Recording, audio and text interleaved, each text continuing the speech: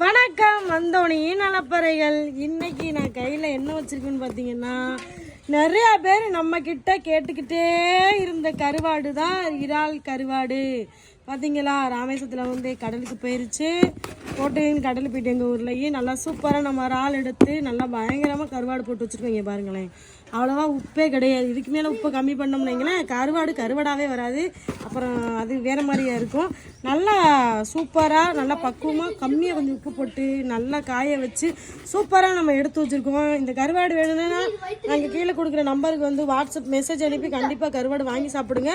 இதை வச்சு என்னென்னா பண்ணலாம்னு இருந்தீங்கன்னா, தொக்கு பண்ணலாம், குழம்பு வைக்கலாம். நீங்கள் நார்மலாக பொரிக்கிற மாதிரி பொரிக்கக்கூடாது. கருவாடு பார்த்தீங்கன்னா கொஞ்சம் உப்பு தெரியும். பொரிச்சா நல்லா சுடுதண்ணியில் போட்டு எடுத்துகிட்டு பொரிச்சிங்கன்னா உப்பு தெரியாது.